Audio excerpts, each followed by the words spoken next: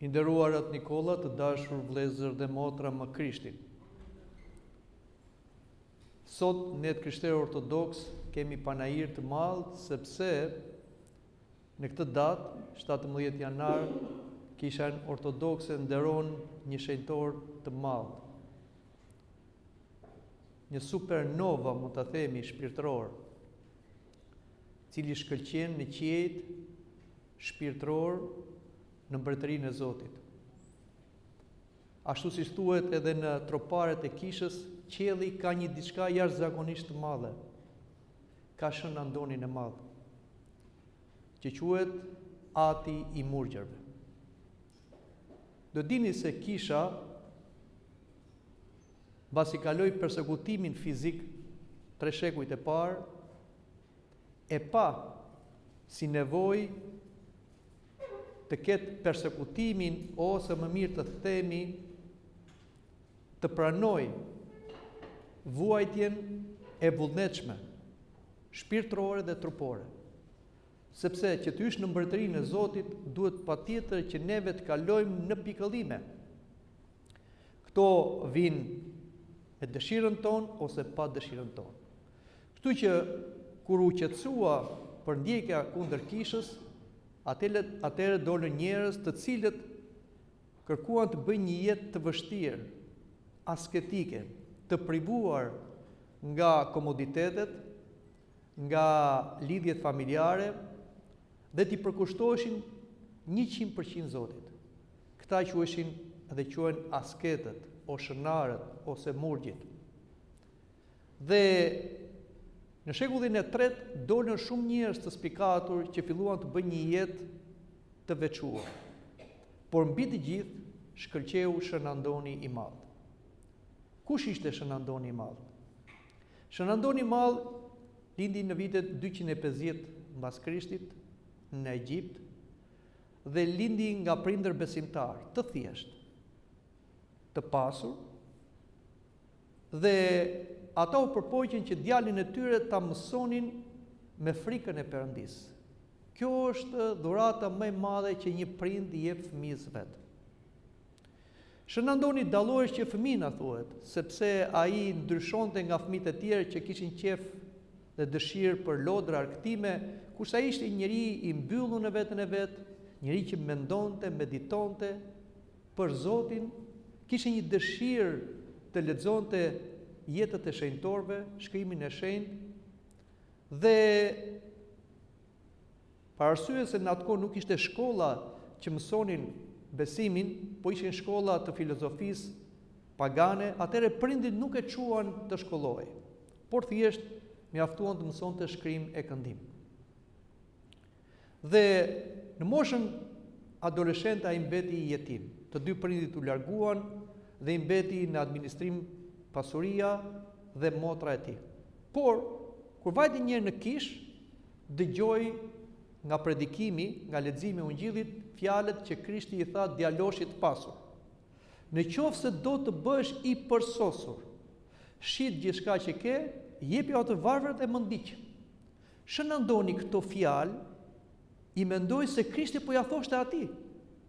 Atëre shiti çfarë kishte dhe la një pjesë të vogël për vete dhe për motrën, të tjerët ja u dha dhurat njerëzve nevojë dhe filloi të bëjë një jetë asketike. Ishte i ri, s'kishte përvojë, por shkonte tek asketët që ishin rreth rrotull fshatit të tij dhe mësonte prej tyre.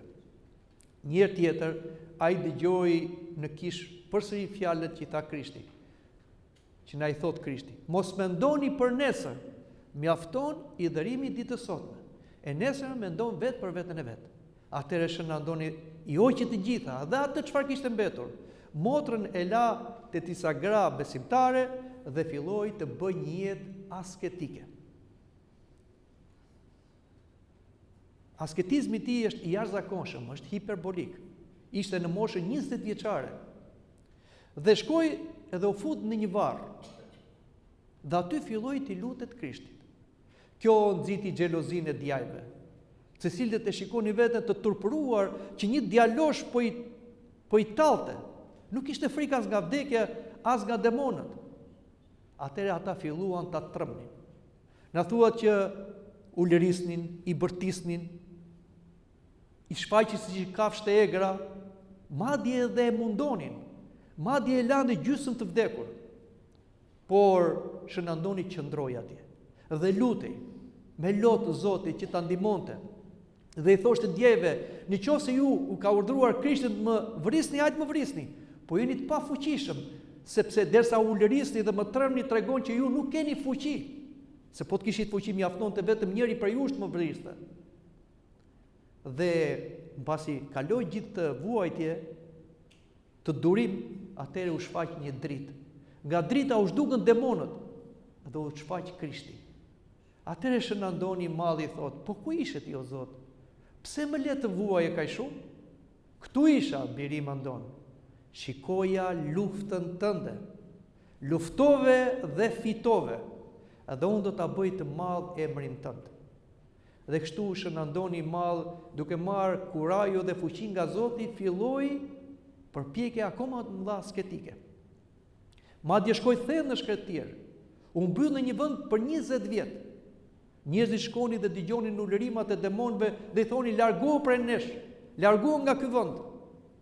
Dhe njerëzit mbas 20 vjetësh e hapën portën atij vendi të shkret ku ishte futur Shënandoni dhe gjetën sikur ai s'kishte ndryshuar asgjë, pavarësisht se jetonte në mënyrë asketike. Ushqej shumë pak me bukë e krip. Dhe që nga e koha i filloi të pranoj njerëz të cilët i vinin dhe i këshillonte me mësimet e tija, nga përvoja e tij. Fjalë që nuk janë vetëm për murgjit, por janë edhe për ne. Ja çfarë mësonte Shënandoni i Madh, që na ndihmon edhe ne laikët, ose ne që jemi në botë. Shënandoni i mësonte murgjit të mos bjenë prej ëndrave dhe vegimeve, se shumica e ëndrave dhe vegimeve janë nga djalli. Por në qoftë se keni ndonjë pamje, thoshte, pyeteni atë që u shfaqet. Nga vjen, kush je? Dhe në qoftë se është nga Zoti do të qëndrojë, do largoj frikën, po qoftë se është nga djalli do t'ju largohet. Pra Shënandoni na thoshte kujdes nga mashtrimet e ligut. Shpesh të dashur krishterë ne bijem në këtë mashtrim. Shikojmë në një ëndër, shikojmë në një vegim dhe gjithçka e orientojmë nga ajo që shohim, nga ajo që ëndërrojmë. Kurse realiteti mund të jetë krejt ndryshe. Çfarë ëndra dhe vegime mund t'i besojmë? Ato që na nxisin në pendim, kurse ato që na nxisin në gjykim ose në mendje mallësi vijnë nga i ligu. E shumë mësime të tjera mësonte Shënandoni. Njëherë ai pa djallin që u shfaq, si një gjigant i madh, i cili ndalonte njerëzit që të shkonin në qiell. Madje e pa edhe tokën të mbushur me kurthët e djallit. Çdo vend ishte me kurth të djallit. Atëherë Shënandoni tha, o Zot, tha, po kush mund të shpëtojë? Dhe u dëgjua një zë. Vetëm të përulurit mund të shpëtojnë. Vetëm ata që e përulin vete mund t'i kalojnë grackat e demonëve. Mësime shumë të mëdha për të gjithë neve. Që ndonjëherë, në qoftë se nuk na rrëzon djalli nga mëkatet dhe pasionet, nga rrëzon nga egoizmi dhe krenaria. Ashtu si ai era vetë nga qielli. Shënandoni i Madh nuk u shkollua nga shkollat dhe dijet profane, por u shkollua me urtësinë e Perëndis. Madje një herë kur vajtën disa filozof kërkonin ta tallnin, duke i thënë, si ti mëson njerëzit kur nuk e dije? Atëherë Shënandoni i Madh i tha, kush është më e rëndësishme, dija apo urtësia? Edhe ata thanë, urtësia. Mo mjafton urtësia. Çfarë është urtësia? Urtësia nuk është ajo që mësohet në shkolla, në gjuhë të huaja, në shkenca, që sot njerëzit pretendojnë dhe mburren. Urtësia vjen nga Perëndia, se Zoti është urtësia. Dhe urtësinë e marrin ata që kanë zemër të pastruar, mendje të përulur. Dhe Shënandoni e kishte fituar urtësinë e Zotit. E shumë gjëra tjera bëri ky shenjtor i madh që nuk kemi kohë dhe t'i themi, dhe ai në moshën 106 vjeç, edhe pse jetoi në kushte asketike, jetoi kaq shumë për treguar se njeriu nuk jeton vetëm nga buka, po nga çdo fjalë që thot Perëndia, dha shpirtin tek Zoti.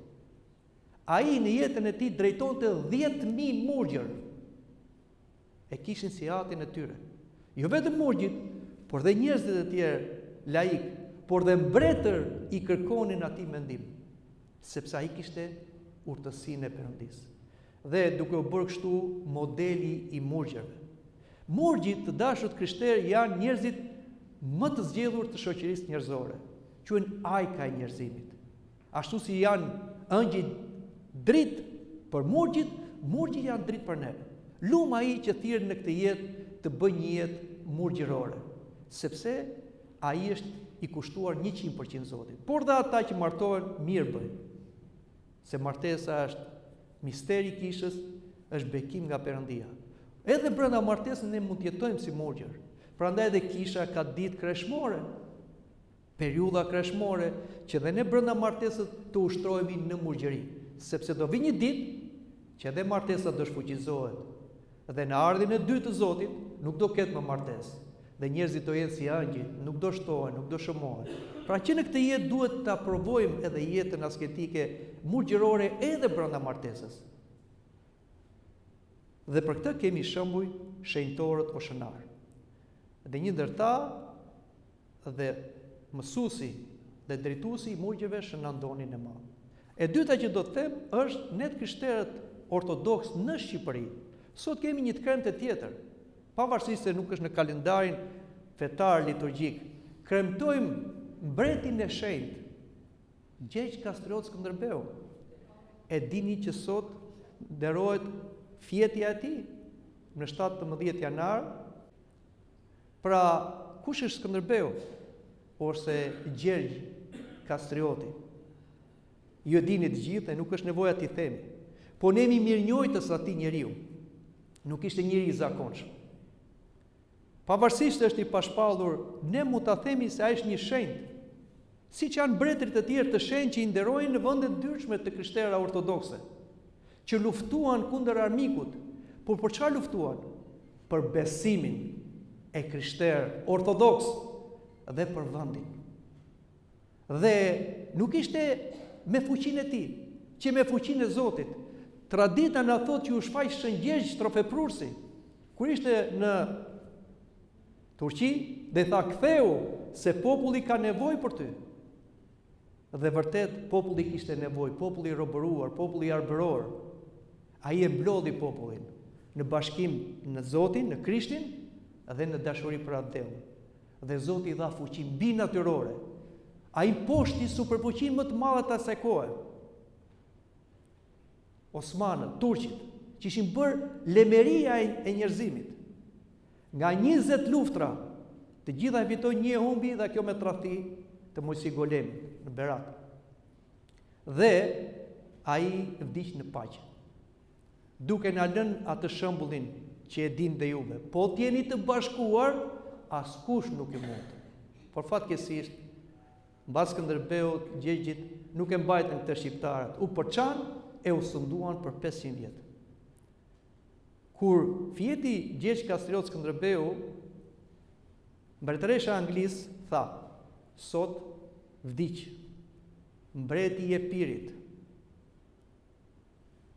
luftëtari trim dhe çfarosës i turqve. Kurse Mehmeti i dytë, sultani, tha, kur nuk do vi një luan i tillë. Pra dhe armiku i tij e nderoi atë. Të dashur të krishterë, jemi mirënjohës atij dhe gjithë atyre që u bashkuan me atë që u martirizuan për fe dhe për atë. Dhe Evropa na është mirënjohës dhe duhet na jetë mirënjohës, se nëse ka qytetërim Evropa, u sakrifikua ky popull me Gjergj Kastriot Skënderbeu. Se kur erdhën turqit në Durrës, thanë Roma, Roma. Prandaj nuk jemi një popull çfarëdo, jemi një popull elit, jemi një popull në mes të Evropës, jemi një popull që kemi sakrifikuar për fe dhe për atë, prandaj dhe neve, duke pasur këtë shembull, të vazhdojmë dhe të jetojmë për Zotin dhe për vendin. Amin.